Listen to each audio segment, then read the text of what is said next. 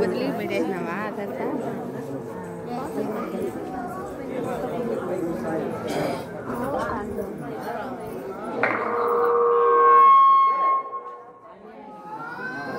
భక్తులందరికీ విజ్ఞప్తి.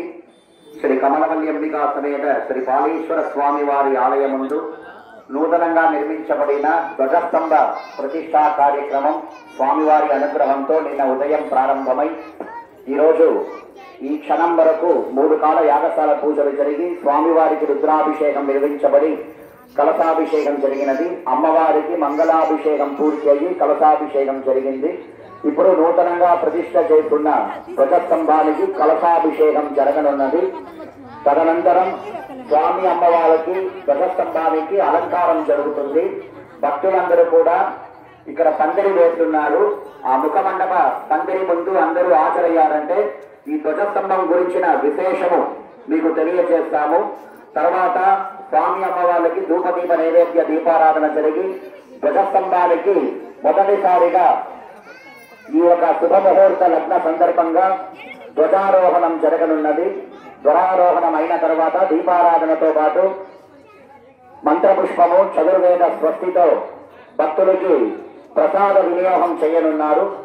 భక్తులందరూ ఈ యొక్క అవకాశాన్ని సద్వినియోగం చేసుకొని జరగనున్న దీపారాధన ప్రసాదాన్ని స్వీకరించి కమలవల్లి అంబికా సమేత శ్రీ పాలేశ్వర స్వామి వారి అనుగ్రహానికి పాత్రులు కావాల్సిందిగా ప్రార్థిస్తున్నాం.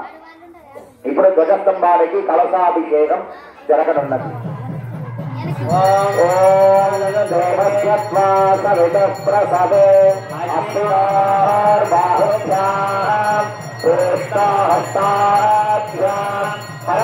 పార్వతీ పదవే ఓం శివాయ ఓం నమ శివాయ ఓం నమ శివాయ ఓం నమ శివాయ మా అందరికీ తర్వాత అభిషేకం నీరు చల్లబడుతుందమ్మా. దయచేసి తొందరపడమాకండి, ఆ గుడి దర్శిపోతుంది.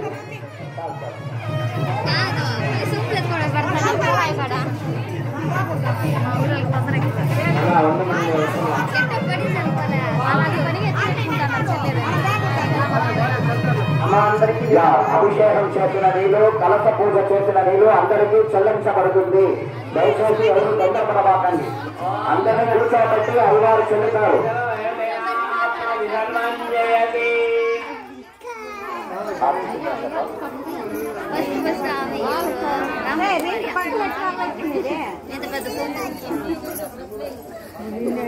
లోపల దీపారాధన అభిషేకం నీళ్ళు అందరికీ ఇస్తారమ్మా. మా అభిషేకం చేసిన నీళ్లు అందరికీ చెల్లబడుతుంది. దయచేసి ఎవరు తొందరపడబాకండి, నీళ్లు చెల్లుతారమ్మా, తొందరపడబాకండి. తీర్థ ప్రసాదము కలశ పూజ చేసిన నీళ్లు అందరికీ ఇవ్వబడుతుంది. దయచేసి ఎవరు తొందరపడబాకండి. అందరూ నేరుగా వెళ్లి ముఖమండపానికి ముందు పందిరులు వేస్తున్నారు. ఆ పందిరులు అందరూ కూర్చోండి.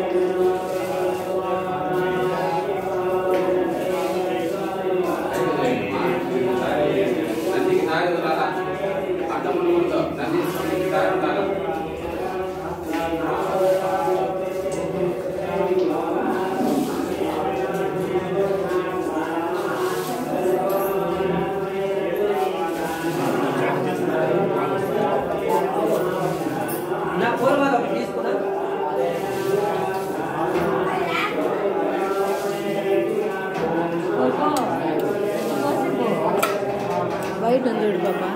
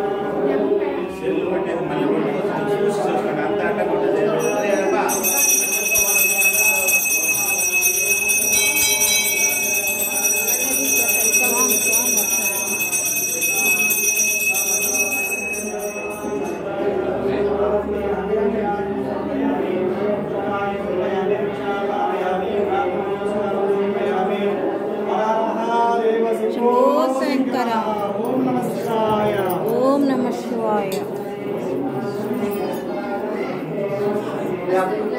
స్వామి అభిషేకించి